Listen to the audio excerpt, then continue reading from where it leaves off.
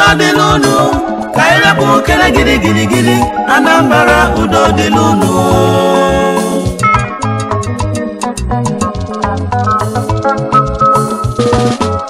Anambra udo dị n'unu udo dị n'unu ka anyị rapụ kere giri giri giri Anambra udo dị n'unu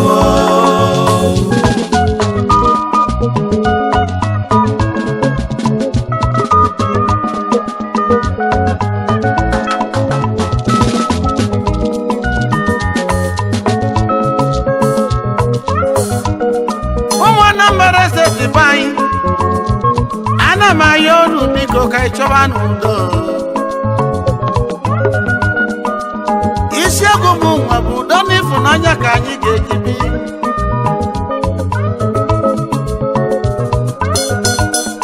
maka na Anambra steeti bụ obodo Chukwu gozila gozi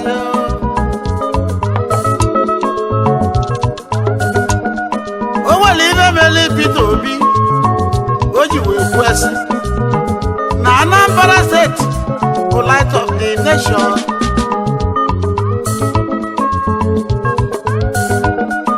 Anambra Bodoma, nyabu light of the nation. Obuzikini nebutelanyi gidi gidi gidi. Bom bom bom. Tiwe zobwe.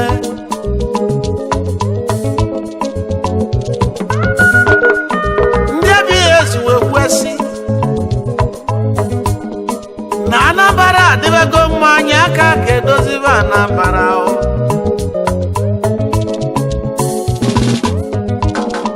Emeka Morocco wee kwenye na Anambra adịbego mma Anambra adịgo mma ya ka dozibe Anambra ụmụ Anambra mụrụ o nwere obibe na-atụ m egwu nwanne m mmanya bụ ibe na-atụ m egwu bụ mpịawa azụ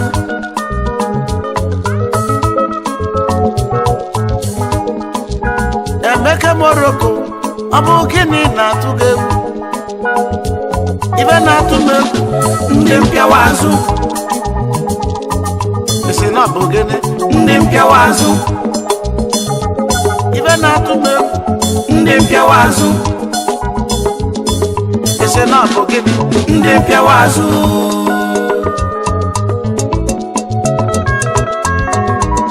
Anambra steeti obodo nne mụrụ mụ obodo Chukwu gozila gozi nye anyị ndị amamihe nye anyị ndị amamihe mana ibe ndị ebela akwa bụ na ndị ọchọnga n'oge elikezie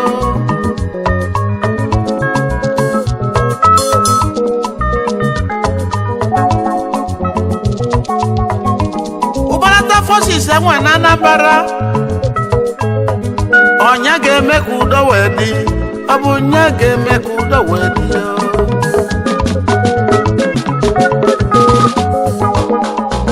maka ịma na Chukwu kele obodo anyị Naịjirịa kele anyị gaza na Anambra steeti wee wunye ndị amamihe ị ga-edo ntị ka ngwali gị gosi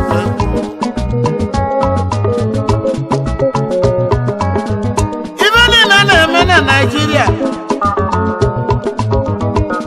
ọ bụ Anambra na-ebu ụzọ maka na ịnelu anya mgbe ndị ọcha ji nye anyị si anyị chiba n'onwe anyị ọ bụ onye wetara ya bụ freedom na ọ bụ onye Anambra abụ ya bụ dọkịta Nnamdi Azikiwe ya wetara freedom first president Nigeria onye bụ Nnamdi Azikiwe onye Ọnịsha Azikiwe bụ onye Anambra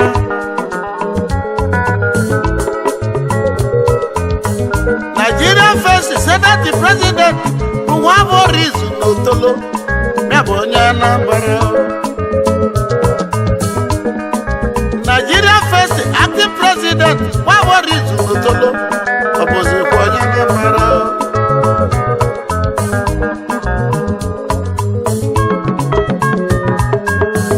Emagona first millionaire nke nwere n'Africa niile Sa Odimegwu Ojukwu ya bụ onye Anambra.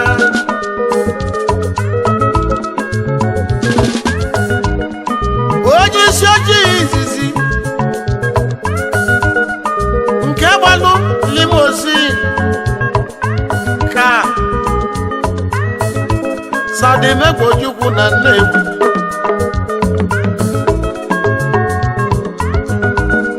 First black man to live in Ikoyi with the white people. Ọ bụ onye Anambra, Sir Louis Odimegwu Ojukwu.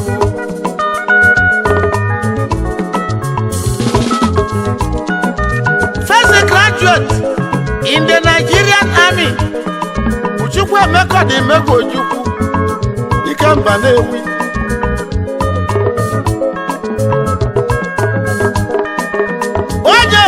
First Adjutant General in the Nigerian Army, Emeka Chukwuemeka Odimegwu Ojukwu.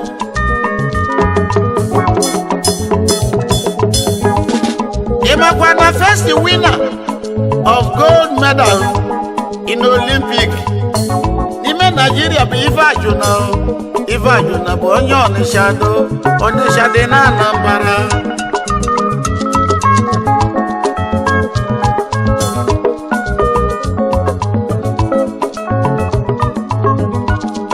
Imagona first women governor in the whole Nigeria. Ude Beji Etiaba. Etiaba bụ onye ebe Etiaba bụ onye Nnewi. Ma Nnewi dị na Anambra. Anyamalu na first mathematician in Nigeria.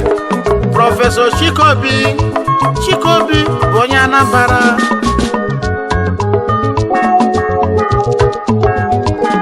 Number one first world wrestling champion nke Nigeria. Power Mike na Neni yo. Neni dị na Anambra.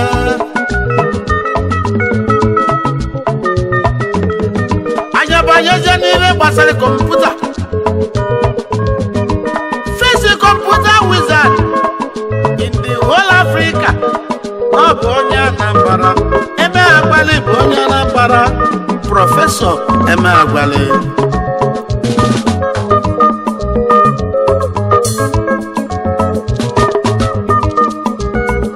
Imagona first PhD holder in Nigeria bụ onye Anambra. Chudo Okonkwo.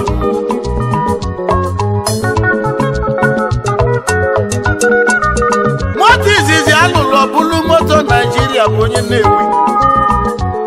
Abị ya Innocent Chukwuma. Innocent Assembly Plant na Nnewi. Innocent bụ onye Anambra. Ọ bụ onye Nnewi. Onye ka ji asị na Nnewi bụ Nigeria Japan.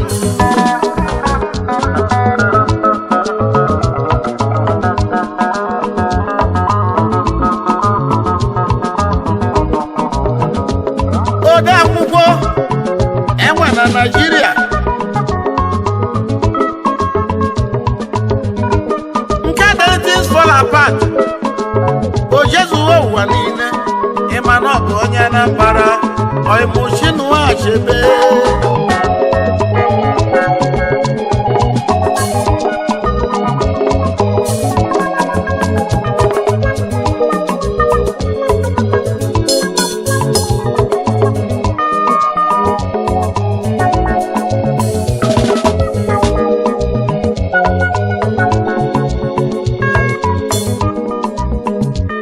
Anambra obodo mụrụ gịnị butere gịrịgịrị a?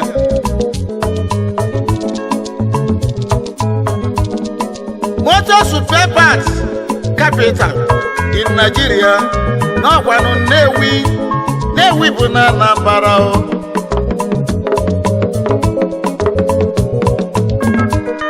Bịazịa na abịa kasị abịa niile dị n'Africa bụ anyị. The biggest market in Africa. N'ọbụkwa na abịa Onitsha do. Abịa Onitsha bụ Anambra.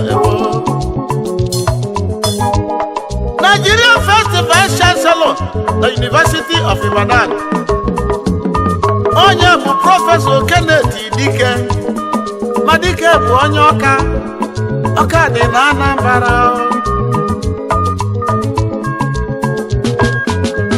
ebe Anambra na-agba fesi n'ụwa niile ọgịnịzi na-ebute nsogbu biko nụ ka ịchọba Anambra udo dịlụ unu ka anyị rapụ okere gịrịgịrịgịrị Anambra udo dịlụ unu Anambra udo dịlụ unu ka anyị rapụ okere gịrịgịrịgịrị Anambra udo dịlụ unu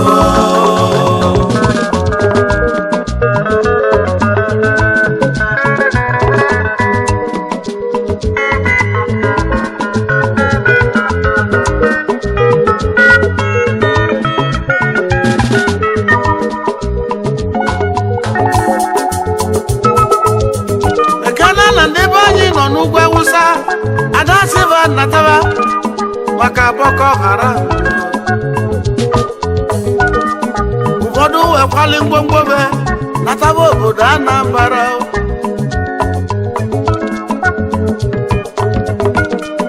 na nwanne m si Potisco kwala ya wee nataba jedezie bata ọka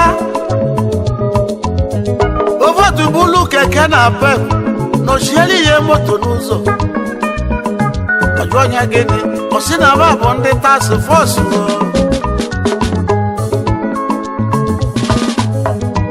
mana ibe bụ task force bụ mpịawa azụ gịnị bụ task force ndị mpịawa azụ ọ bụ gịnị bụ task force ndị mpịawa azụ ọ bụ gịnị bụ task force ndị mpịawa azụ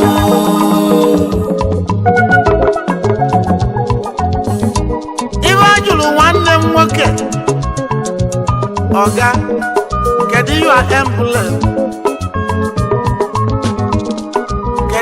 emblem anyị bụ ndị task force o wee gwa m na fon wee jebe wee sị ba rapụ na onye a na ọsụgwu ka o si wee nata na ya bụ onye bụ nwanne m n'osi ọsụgwu wee nata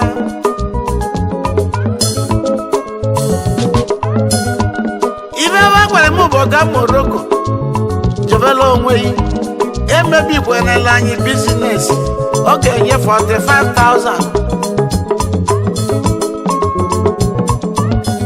ngwaziba na emblem bụ 7,000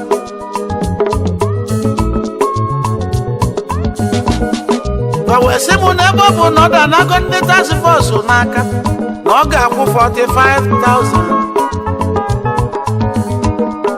ngwaziba by the way ọ bụ keke na pep ka unu ji achụ task force ọsị m na ọ bụ nke lụlụbaka na gọọmenti Anambra sịlịva gbajeyela ibe bachụtala ebe rie na onye a butere mpịawa azụ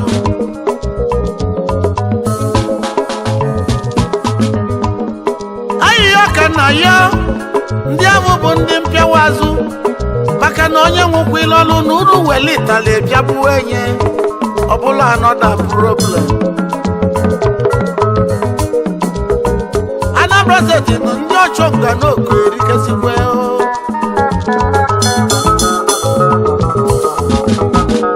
nekene na ijebe Ọnịsha ojiji Ọnịsha adịrị obele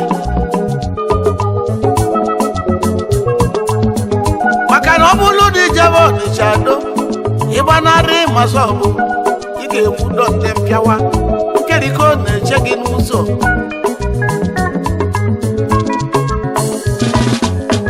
ọ bụ na ịgbanarị ndị masọbụ onye dị ka ị ga-ekwudo oyim ndị igwe ekwudo ndị mpịawa azụ onye ma ndị ị ga-ekwudo ndị mpịawa azụ pịawa anya azụ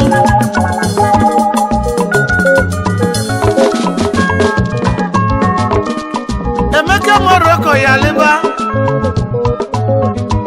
bụlụ egwu kene Peter Obi na onye asịrị jide ka o ji nọ na-eme ibe dị mma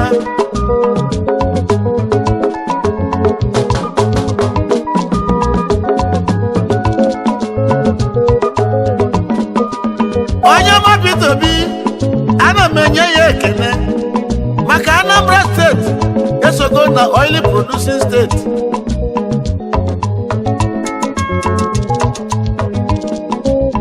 onye ọma Peter Obi jidekwe ka iji imetegara mbara mma ma ya bụ kpaligo ibe mọlụ gị bụ moto ị ga-ebunye Morocco ka ọ gbawa.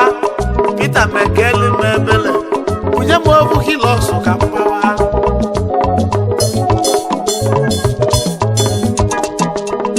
maka ibe ji ekwu mụ bụ Morocco etu ndị ọzọ na-abụ nọmba 1 ka mụ si wee bụrụ nọmba 1 premier piman na South East.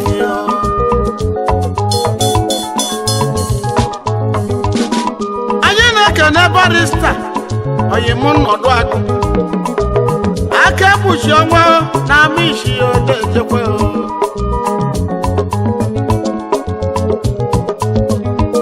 anyị na-ekene Prince Chimezie Nweyi ọnwa na-etila ọrọ n'Ọkịja oyibo nwa ọba okoko n'Ọkịja. Chairman Managing Director Chimezie Motors Nigeria Limited oyibo ba investment international onye ọma na ịga-adị ya.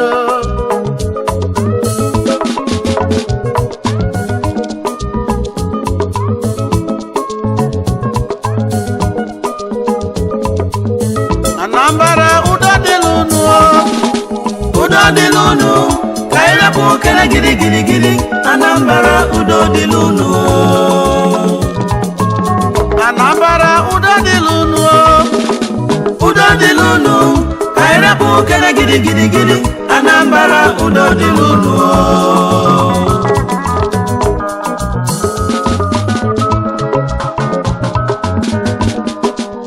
anyị na-ekenekwa Prince Chinwụba Nweyi ego na-eji ije wanụ n'Ọkịja chela ogidi nwaba okoko Chief Executive Officer Ụba Abasi Investment Limited onye ọma.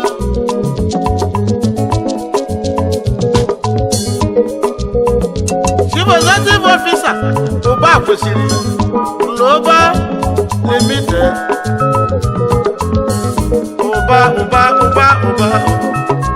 Ụba nwa okoko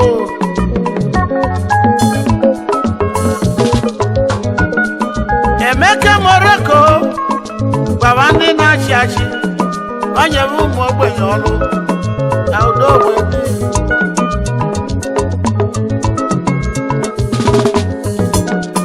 Anambra obodo nne mụrụ ụmụ ibe adịgo mma.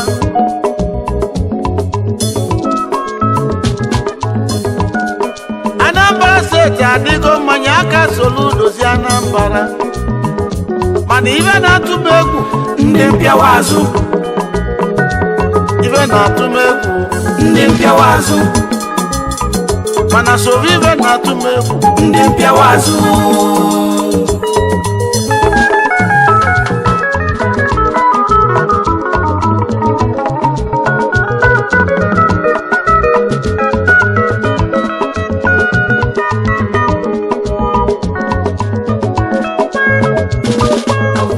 onye ọna n'ogwu Awụsa wee sị ya na ba bebe ọ batazi Anambra obodo nne mụrụ ya kwudo nso kedozi ụlọ ọbali ya.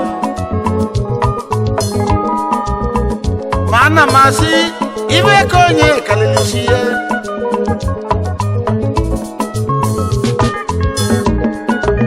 egwu m aghọla ọzọ n'elu ụwa anyị amụta ọzọ.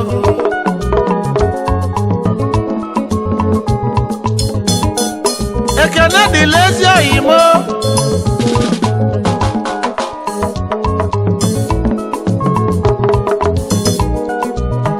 onye nji amatụ oyim Ngozi Nwọba Agụ oji moto mere ma ọgụ n'ego.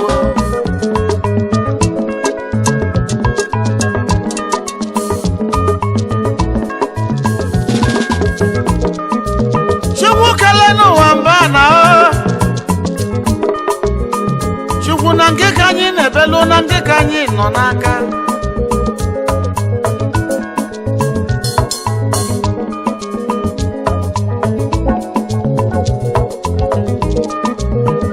ụnọ magolu na onye ejela igbe ka igbe ga-ebu sọ ya lijuo afọ ọzọzie kọntraktọ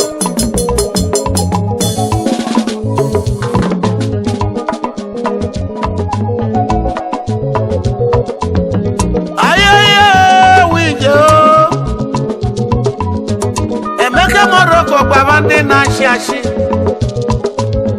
na ụmụ be anyị na-anwụsịsị n'ụzọ ebe a na-achụ ego ụfọdụ ji ọba eje obodo oyibo gbapụta n'ụzọ ha nwụọ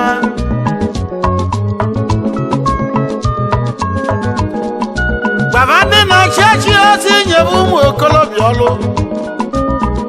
maka na ụfọdụ ji ọba ejezi obodo oyibo gbapụtazie na Sahara Desert bana ọnwụ zuru ụzọ maka na mmiri adịrị ya maka na osisi adịrị ya ajụzụzụ na-achọ ọkụ ọnwụ gburu uwe mgbuchu mana onye ji ọba esi ka ewere ọba jebe obodo oyibo enelu onye na ọ bụ onye alaka ọ ga-aza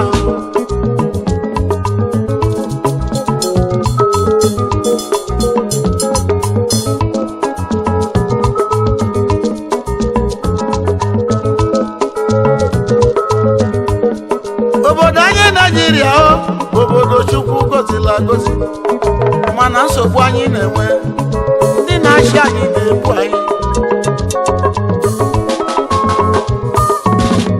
ịmakwa na ọ bụ ụbalata enwere ọlụ ya butere kidnapping ụbalata enwere ọlụ ya na-ebute nsogbu ụbalata enwere ọlụ ya na-ebute nsogbu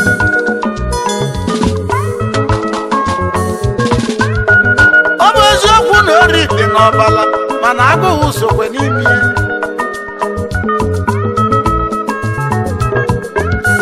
Emeka Moroko na ọ bịala ije nwụ na anyị ga-ana ka isi ya Anambra ụda dịlụ unu ka anyị rapụ okere gịrịgịrịgịrị Anambra ụda dịlụ unu Anambra ụda dịlụ unu Udodilunu, kairapu kele giri giri giri, Anambra udodilunu.